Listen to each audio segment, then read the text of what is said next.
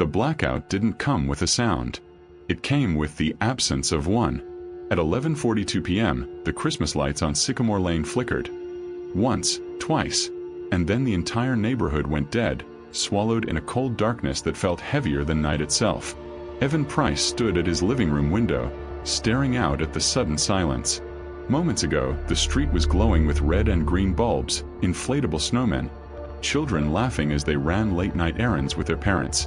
Now it felt evacuated, like the whole world had taken a step back. He tapped the glass lightly. A faint echo tapped back. Evan froze. He held his breath as his eyes adjusted to the darkness. Snow fell quietly over the frozen street, the wind carrying a low hum that didn't belong to the weather. The houses across the road were pitch black, but someone was standing in front of the Miller residence. A tall figure, unmoving, outlined only by the faint reflection of snow. It faced Evan's window directly, as if it had been watching him long before the lights went out. Evan's throat tightened. He whispered, "Hello." The figure tilted its head. Not much, just enough to show it had heard him. A second later, from somewhere behind him inside the house, a soft whisper dragged across the darkness. "Don't answer it." Evan spun around. No one was there. When he turned back to the window, the figure was gone. But in the snow where it had stood, something new had appeared. A set of long, deep footprints leading straight toward his house. Straight toward him. Straight toward the window. The last footprint ended just inches from the glass. A faint outline of a handprint appeared on the outside of the window. Slowly, deliberately, pressing in. Evan didn't move at first. His breath fogged the glass, mixing with the slowly forming handprint on the outside of the window. The shape was wrong. Too long, too thin, and the fingers seemed to stretch slightly as if searching for a way in. Then the cold hit him. Not the winter cold. A deeper one. A cold that felt like it started behind him. He backed away from the window, heartbeat thumping against his ribs. His house, normally warm, filled with leftover Christmas scents, felt hollow, like the walls were absorbing sound instead of holding it. The blackout had swallowed everything. He reached for his phone. The screen flickered, glitched, and turned off again. No signal. No battery. Impossible. He'd charged it an hour ago. "Great," he whispered. The whisper from the hallway answered. "You should have stayed upstairs." Evan jolted. "Who's there?" Silence. Deep. Heavy. Like the house was holding its breath. He grabbed the nearest thing he could use as a weapon, a metal fireplace poker, and stepped into the hallway. The air grew colder instantly. The Christmas garland along the banister rustled though none of the windows were open. "Hello?" He called again, voice cracking. A sharp knock slammed against the front door. Evan flinched so hard he nearly dropped the poker. Bang. Another knock. Slow. Deliberate. Bang. He approached cautiously. "Who is it?" The answer was a rasping whisper, muffled but too close. "Let us in." Not "let me in." "Let us." Evan stepped back. His breathing quickened. His house felt smaller by the second. He peered through the peephole. Nothing. Just darkness. Then, very faintly, movement at the edge of the driveway. A shape. A figure. Standing still among the falling snow. It wasn't the same one he saw earlier. This one was shorter, but leaned forward in an unnatural arch, like its spine had been bent too many times. "Is someone hurt?" Evan called. The figure twitched violently. He stepped away from the door. His mind raced. Neighbors, kids, maybe someone in trouble. But the dread in his stomach said otherwise. Something wasn't right. Something wasn't human. He forced himself to think logically. Check the breaker. Check the basement. Maybe the entire block is down. But as he grabbed a flashlight from the kitchen drawer, he noticed something on the floor. Snow. A trail of it. Leading from the front door. Deeper into the house. "No," he whispered. "That's not possible." He followed the trail cautiously. The snow wasn't scattered like someone walked through, but smeared in thin streaks, like something had been dragged. The trail led toward the pantry door. Evan swallowed hard. If someone's messing with me. He opened the pantry. Empty. Except, the snow trail ended at the far corner where something small and dark sat on the floor. A Christmas ornament. One he didn't own. It was hand-carved wood, shaped like a face with hollow eyes and a stretched open mouth. Its string was frayed, almost burnt. He picked it up with trembling fingers. The wood felt warm. Suddenly, an abrupt click behind him. The front door lock. Turning. Slowly.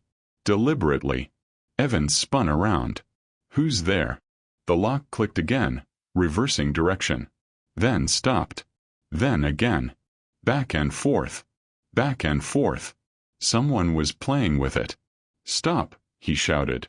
The lock instantly froze. Silence swallowed the house again.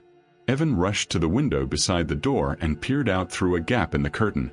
The figure at the driveway was gone, but the footprints in the snow had multiplied. Dozens now, circling his house like something was testing it, measuring it. He backed away. This isn't happening. He grabbed his winter coat and pulled it tight. If something was outside, he needed to leave. If something was inside, he needed to get out even faster. He stepped toward the back door and stopped. The backyard was lit. Not by electricity. Not by moonlight. By dozens of glowing wooden ornaments, identical to the one in his hand, hanging from the trees, moving gently though there was no wind. All of them were facing his house, watching. Evan felt the world tilt under him. A sick feeling crawled up his spine. Then a voice whispered into his left ear, so close he felt the air move. They came for the light you took. Evan spun. Nobody there. He stumbled backward, shaking, gripping the poker tighter. The ornaments outside flickered, one by one, until only a single one glowed. The one in his hand. It pulsed faintly, like a heartbeat. His heartbeat. Then every ornament outside went dark at the same time. The house plunged into silence. And the whisper came again, closer than ever, cold breath brushing his neck. The blackout wasn't an accident. Evan staggered backward until his shoulders hit the wall. The whisper still clung to the air, fading like smoke. His throat tightened. Every instinct screamed at him to run, but his legs wouldn't respond. The house felt alive. Breathing, shifting, listening. He swallowed hard. Think, Evan, think. He forced himself to look around the dark living room. The Christmas tree sat in the corner, its ornaments dull and lifeless without electricity. But for a moment, just a moment, he saw something in the reflection of a silver ornament. A figure. Standing behind him. Too close. He whipped around. Nothing.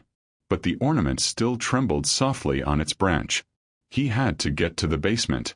If the blackout wasn't an accident, maybe he could find the cause. Cut the power fully, reset something, break whatever connection these things had. Or maybe the basement held something worse. Either way, he needed answers. He forced himself down the hall toward the basement door, clutching the metal poker like a lifeline. Each step echoed too loudly, bouncing unnaturally down the corridor as if the house was stretching its walls to amplify the sound. Halfway there, the floor creaked behind him. A single footstep. He froze. Another footstep. Then another.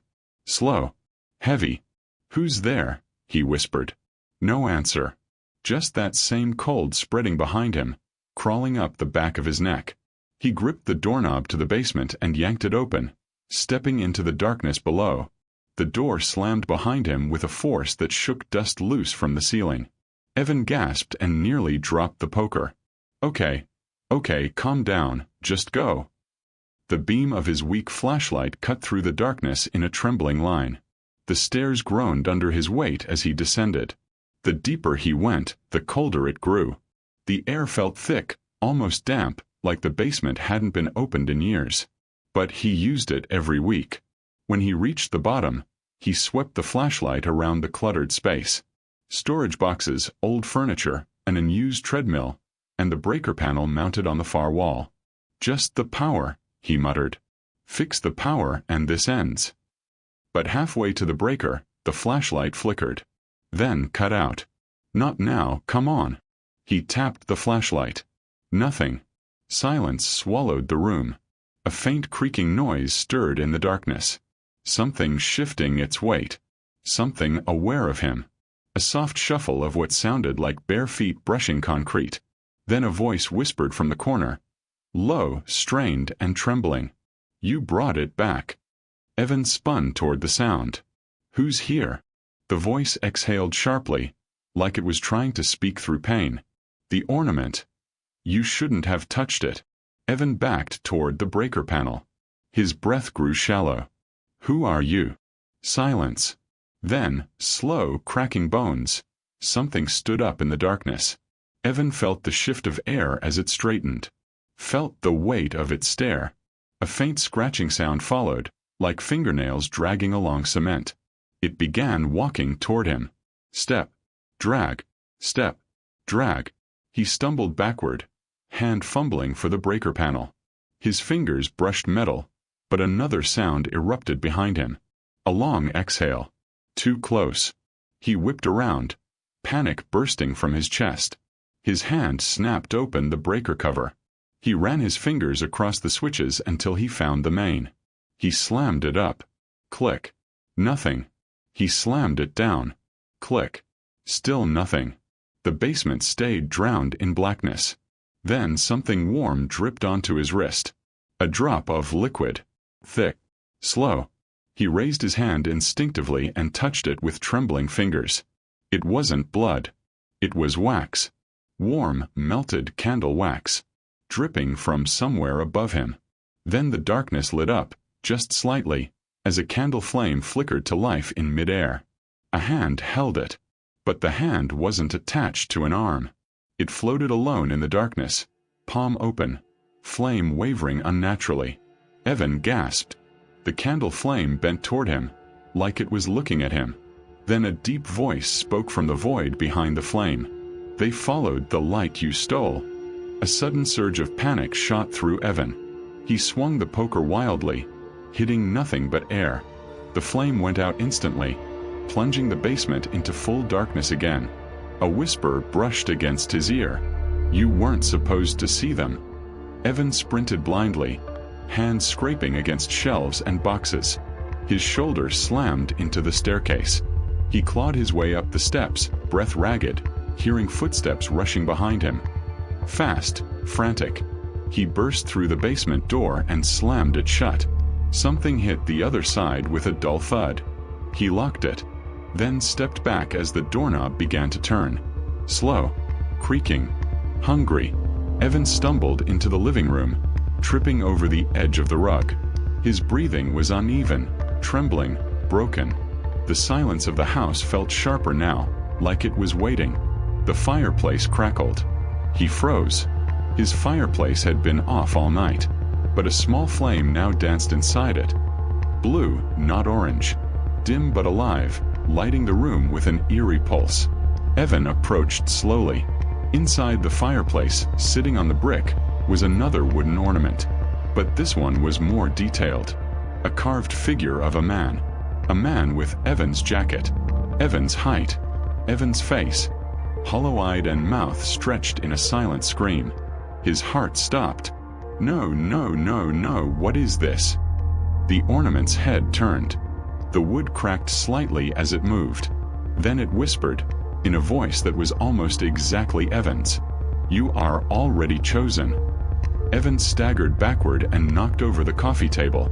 The flame inside the fireplace twisted, stretching unnaturally upward like a hand reaching out.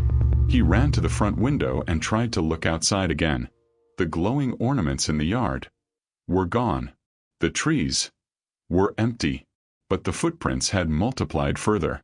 Dozens, hundreds, all surrounding the house. Some large, some child-sized, some long and narrow, like the feet of something not meant to walk upright. In the distance, maybe 10 yards from his front porch, stood the figure he had first seen earlier. Tall, motionless, but no longer alone. More figures appeared gradually out of the snowstorm, one by one, stepping forward just enough for their shapes to form in the dark. He counted them with shaking breaths. 4, 7, 9, 12, 12 figures standing in a half-circle facing his house.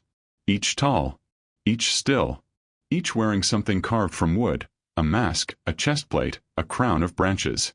Why are you here?" Evan whispered. A faint tapping started behind him. He turned. Every ornament on the Christmas tree was vibrating gently. Tap, tap, tap. Then they began to fall, one by one, hitting the floor with soft thuds. Each ornament cracked open when it hit the hardwood. Every one of them contained the same thing. Snow. Cold, fresh snow. Spilling onto the floor like something was bleeding winter into his living room. Evan's throat tightened as he backed away. This isn't real. This isn't real. But the whisper returned.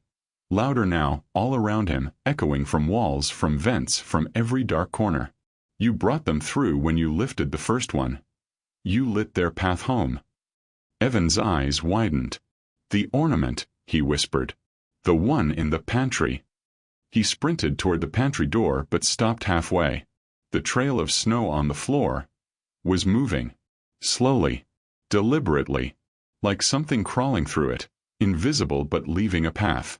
The snow trail turned toward him. And started sliding closer. Evan backed up until he hit the wall. The invisible thing reached the edge of his shoe and stopped. As if sniffing, sensing. Then it whispered, soft and childlike. "Found you." Evan ran.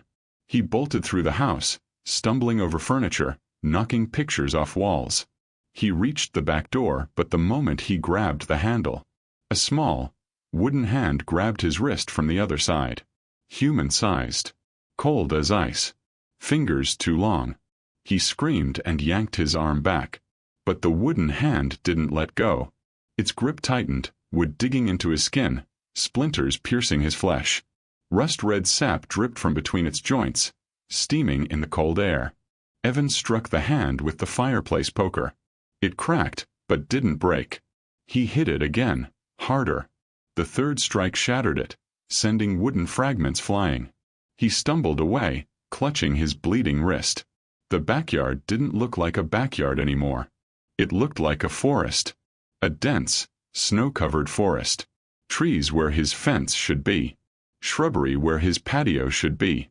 Mist where his neighbors' houses should be. The world outside his home had changed. Not replaced. Shifted. A faint glow pulsed deep within the trees. Soft, warm, like candlelight guiding something forward. And the whisper returned, this time from outside. The door is open. The way is clear.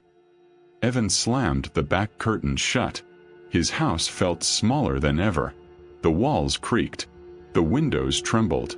The ornaments on the floor began rearranging themselves, rolling slowly, forming a line that led back to the basement door. He felt sick. He felt watched. He felt chosen. And somewhere in the house, just barely audible, someone sobbed softly. Not him. Not human. A broken, desperate crying. Coming from upstairs. Evan stared toward the staircase. "No," he whispered. "No, I'm not going up there." But the crying grew louder, and a voice, shaking, terrified, called down to him. "Evan, please, help me." His knees nearly buckled. That voice. It was his sister's voice. His sister, who had died 3 years ago. He whispered, trembling, "Laura?" The crying stopped instantly. Then the voice repeated, identical in tone, identical in terror, but wrong. "Evan, help me." A perfect imitation. A perfect trap. Evan shook his head violently. "You're not her. You're not." A loud knock hit the front door. Then another. Then 12 knocks at once. One for each figure outside. Each knock perfectly spaced. Perfectly timed. Like a ritual. Evan pressed his hands against his ears, but the knocks grew louder. The walls shook. The floor vibrated. And above all of it, a final whisper rose from nowhere and everywhere. "They have come for what was taken." The house fell silent. Then, the front door began to open on its own. The front door eased open with agonizing slowness, its hinges moaning through the silence. Evan's breath caught in his throat. He pressed himself against the wall, poker raised, though he knew, deep down, it wouldn't matter. Nothing felt real anymore. Or rather, everything felt too real. The door opened halfway. Cold air spilled in, carrying snow, pine, and something older. Something metallic, like the scent of old bells buried deep in forgotten attics. Evan whispered, "Please, please don't." But the house didn't listen. And neither did the 12 figures outside. They didn't walk in. They waited. Standing in the storm, tall shadows carved from darkness and snow. The one in the center, the tallest, tilted its head toward the open doorway. Its wooden mask was shaped like a deer skull, antlers twisted into unnatural curves. Candlelight flickered behind the eye holes, though no flame was visible. The creature raised one hand, long thin fingers made of interlocking wooden segments, and motioned inward. Inviting. Expecting. Evan backed up the stairs, step by trembling step. "No. I'm not going with you. I'm not." A voice cut him off. From the top of the staircase. A small, cracked whisper. "Evan." He froze. Laura's voice again. But this time, softer. Closer. More fragile. It sounded like the voice she used the night she died. Before he could think, a pale hand curled around the banister at the top of the stairs. Then another. Small hands.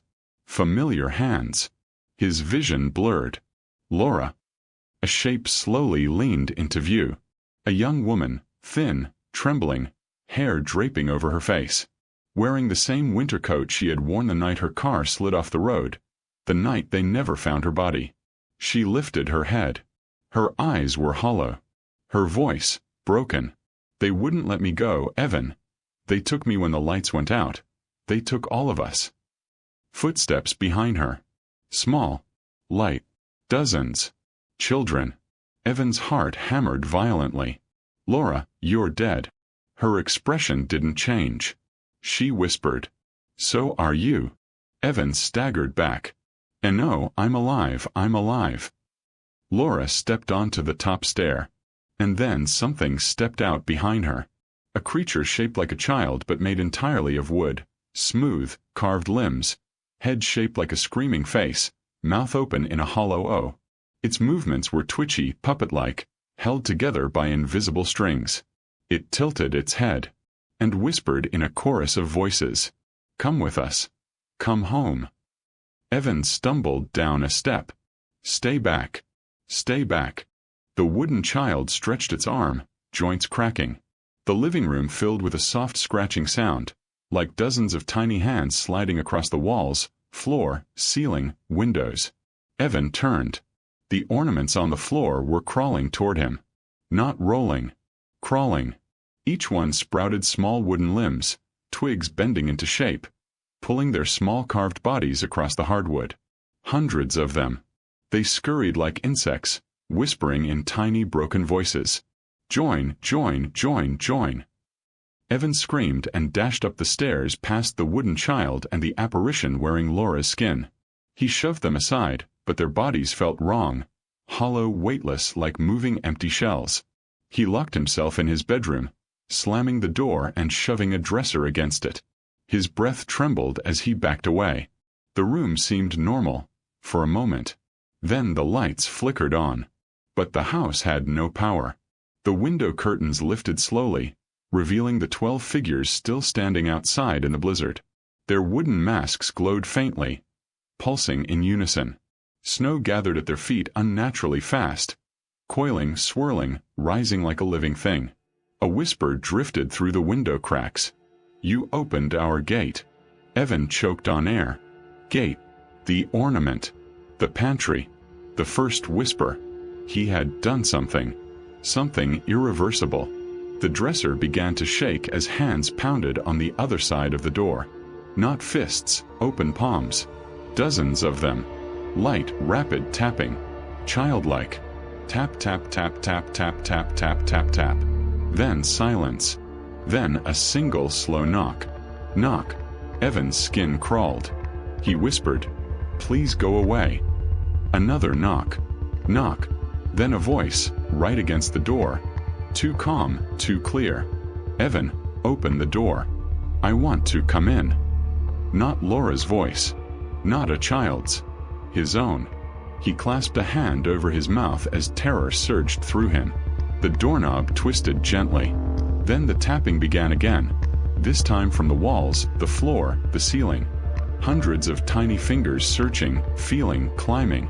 The bulb in his room flickered, then dimmed. Then a small voice whispered from under the bed. "He's here." Evan staggered back. The wooden child crawled out from beneath the bed, but its movements were wrong. Its limbs bent backward, sideways, cracking softly. Its wooden face split at the mouth, widening into an impossible smile. Candlelight burned inside the hollow. It pointed behind Evan. He turned and froze. The tall figure from outside, the one with the deerskull mask, stood inside his room. Its entire body was made of twisted wood and dark bark, shaped vaguely human but far too tall, far too bent, far too ancient. Antlers scraped the ceiling softly. The mask's eye holes glowed faintly. It lifted one long arm, fingers stretching toward Evan. And in a deep, layered voice, it spoke. "You lit the first flame. You opened the path. You belong to us." Evan dropped the poker. "I didn't know," he whispered. "I didn't know what it was. Please, please, I didn't mean." The creature tilted its head slowly. Intent does not matter. The gate does not close until it takes one of its own. Evan backed up until he hit the wall. "Take what? Take what?" The creature raised its wooden hand and pointed toward the ornament still in Evan's coat pocket, the first one he touched. It pulsed slowly, glowed faintly. It was beating, like a heart. His heart. The creature stepped closer, each movement creaking like ancient trees in winter wind. The wooden child climbed up the wall like a spider, its hollow eyes fixed on Evan. The ornaments had made it into the bedroom now. Hundreds crawling over each other, whispering, chanting faintly. "Open, open, open." The door burst open. Laura, or the thing wearing her, stood in the doorway, head tilted unnaturally. Her voice was layered, hers and many others beneath. "Give it back. Give back what you took." Evan's voice cracked. "What did I take?" Every creature in the room froze. Silence swelled, thick and suffocating. Then the tall antlered figure leaned down until its mask was inches from Evan's face. He could hear the flicker of invisible flames inside it. Smell old wood burning. Feel the cold pierce him. It whispered, "Our light." Evan shook violently. I didn't, how?" The creature extended one long finger and touched Evan's chest. Instantly, his vision twisted. His stomach churned. The world bled into darkness. Flashback, but not his memory. Snow. Silence. Candlelight flickering through the trees.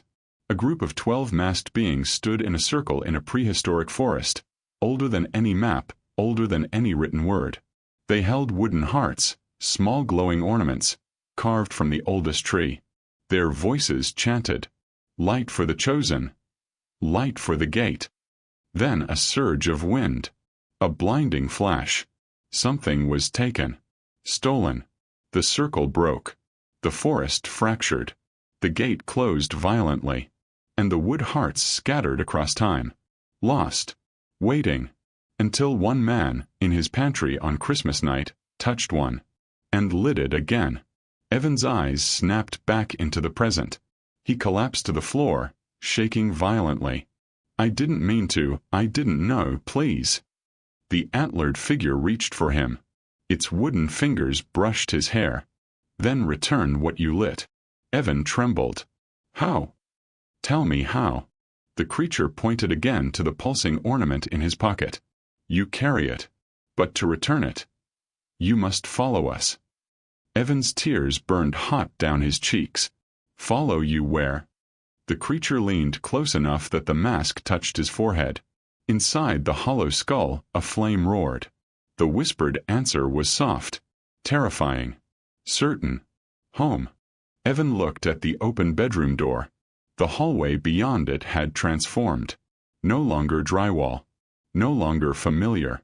It was a forest path. covered in snow, lit by faint wooden lanterns hanging from twisted trees. The 12 figures waited within it, silhouetted by candlelight. Laura, her skin cracking, eyes hollow, stepped forward and extended her hand. "Come with us. It's the only way." The wooden child crawled onto his shoulder, whispering into his ear, "You already belong." Evan felt the ornament burning hot in his pocket, searing his skin, pulsing faster. His heart matched its rhythm, beating, beating, beating. The walls shook as the house groaned and twisted around him. The antlered figure extended its hand again. Return the light, or be consumed by it. Evan's vision blurred. His breath quickened. And finally, he took a step forward, toward the forest forming inside his home, toward the 12 figures waiting in the snow, toward the unknown, toward the gate.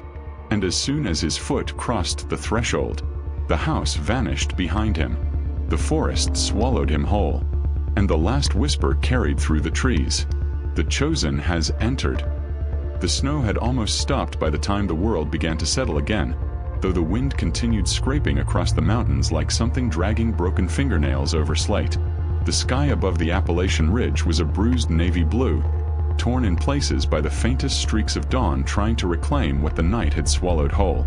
Far below those trembling streaks of early light, the forest quieted, unnaturally, completely, like even the wildlife feared to breathe after what had been unleashed. Caleb staggered through the tree line first, boots torn, one glove missing, the other soaked with blood that wasn't fully his. He dragged air into his lungs unevenly, leaning against a maple trunk that had nearly split from the cold. His breath fogged in short, jagged bursts. Each exhale came with a tremor, as if his body hadn't fully realized he'd survived. Behind him, Elena limped heavily, holding her side where the creature, whatever ancestral thing had awoken beneath that church, had raked into her flesh. She kept pressure on the wound with a shred of her torn jacket. Blood still seeped through her fingers, but the flow had slowed to a dark, sticky ooze. Noah supported her from the other side, his face smudged with soot and ash, his hair matted against his forehead. He looked haunted, older than he had been a few hours ago, as though witnessing the dead walk had carved something into him that would never fully fade. And behind them, the church, or what remained of it. The once tall steeple was cracked down the middle like a broken tooth, leaning drunkenly over the charred skeleton of the sanctuary. Smoke curled lazily from the ruin, smelling of burnt pine and something far less natural.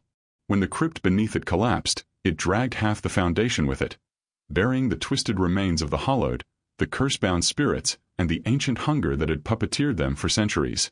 Caleb turned back to look at the ruins again, breath catching. Elena noticed, still expecting it to crawl back. "I don't know," he answered honestly. "Things like that don't just die, do they?" Noah lowered Elena gently onto a snow-dusted boulder, his expression tight. "We didn't kill it," he said. "We only buried it." He paused. Again.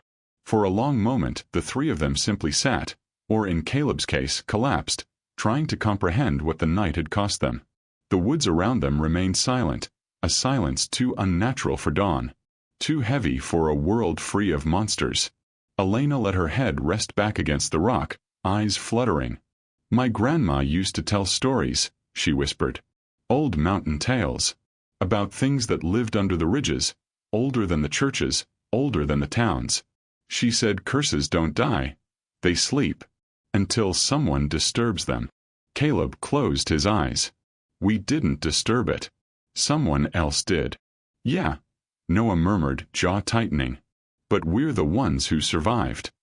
The first hour after the collapse passed quietly. Dawn strengthened, turning the snow on the branches into a pale gold glow. Caleb wrapped Elena's wound as best as he could with a clean strip from his undershirt. The bleeding was slowing, though she grimaced with each breath. "We need to get you to help," Caleb said. "We will," she replied tiredly. "But not down the road." Noah nodded in agreement. "The main road is where the hollowed dragged the drivers. Even if they're gone now, the FBI will be swarming it by the end of the day.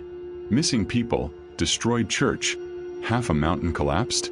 This isn't staying quiet." Caleb looked across the ridge, the horizon widening with the first real rays of sun. You think anyone will believe us? Noah gave him a look that said everything. No, Caleb sighed. Yeah, didn't think so. Elena let out a weak laugh. Tell them a centuries-old hunger was living under a church and sent ghost-ridden corpses to kill people on Christmas Eve? We'd be in a psych ward before the day ended. Or in a government basement, Noah said, half joking but not really. Caleb pressed a hand to his forehead. So what do we do? Pretend none of this happened? No, Elena said softly, gazing off toward the distant valley. We remember. And we warn people. Quietly. The same way our grandparents tried to. Stories. Lessons. Signs. That worked really well for them, Caleb muttered. It kept the curse buried for almost a century, she countered. Until someone greedy tried to unearth it. Until someone misread the old stories and thought the crypt was treasure instead of a prison. Caleb winced at the memory of that discovery.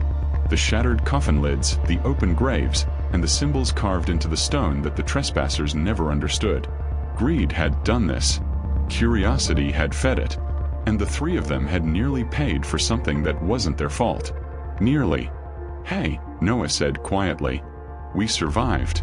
That has to count for something. Caleb looked up. Elena nodded weakly. It does. It took them nearly 2 hours to hike out of the forest, and by the time they reached the Overlook Road, Caleb's legs shook with exhaustion. Elena leaned heavily between them. Noah's arm had gone numb from supporting her, but he refused to complain. The road was empty, stretching in both directions like a ribbon of pale asphalt. Snow had drifted across it. No cars passed. No bodies lay scattered across it anymore. The hollowed, the puppet corpses, had vanished with the collapse. Dawn had taken them. Or perhaps the creature's power had been severed. Caleb didn't know. And he wasn't sure he wanted to. About half a mile down the road, an abandoned snowplow sat stalled sideways, hazard lights still blinking weakly. Caleb recognized the vehicle. He'd seen it in the video earlier when the driver disappeared mid-sentence. Elena shivered. Noah swallowed. Do we check it? Caleb asked. We have to, Noah said reluctantly. They approached together. The door hung open, flapping slightly in the breeze. The inside was empty. No body. No blood. Only the faintest hint of something foul, like wet earth and decay. Elena's brow furrowed. Some of them might still be out there. You think they're alive? Caleb asked. No, she said. But not all of them needed the creature to move. Some of them were older. Some of them were already cursed before the thing ever woke up last night. A chill ran down Caleb's spine. Meaning what? Elena looked at him, eyes dark. Meaning the curse spreads through stories. Through memory. Through what people believe. Caleb stared. So if people talk about what happened tonight, really talk about it. They could wake something else, she finished. Noah blew out a low breath. So we don't tell the truth. No, Elena said. We tell a version of it. The safe version. A story, Caleb murmured. A warning, she corrected. When they finally reached the outskirts of Wren Hollow, the sky was bright enough that the frost on rooftops glimmered. Smoke rose from chimneys. Christmas decorations hung on porches, innocent and colorful against the pale morning. It looked peaceful, normal, untouched. No one here knew what had nearly climbed out of the mountain last night. No one smelled the charred earth or felt the forest tremble when the crypt collapsed. No one saw the faces of the hollowed, snow-soaked, empty-eyed, puppet by hunger older than the town itself. Everything looked deceptively, dangerously quiet. An old man walking his dog nodded politely as the three of them limped past. A woman loading firewood into her truck smiled and wished them a Merry Christmas. The world acted as though the nightmare had never happened. Caleb envied them. He envied their peace. But peace was won at a price. Elena wavered slightly. Noah caught her. We should get you to the clinic. No hospitals, she whispered. Not yet. You're bleeding. I'll manage. She winced. We need to stick together. At least until tonight. Caleb frowned. Why tonight? Elena took a shaky breath. Curses break in cycles. Dawn ended the creature's sway, but the fallout, the aftershocks, she swallowed. Usually the first 24 hours are the most dangerous. The world is fragile after something like this. Caleb exchanged a troubled glance with Noah. So what do we do? He asked. Elena nodded toward the mountains. We watch. We wait. And we make sure nothing crawls out from under the snow. They found shelter in Caleb's cabin near the ridge. The fire crackled softly in the hearth, filling the room with warm, flickering light. The place was small, one room, a loft bed, and a door that didn't fully close since the humidity had swollen the frame, but it felt safe compared to the open woods. Elena lay on the couch, patched and bandaged. Noah placed a mug of hot tea in her hands. Caleb stood by the window, staring at the distant plume of smoke still rising faintly from the collapsed church. Hours passed. The sun climbed.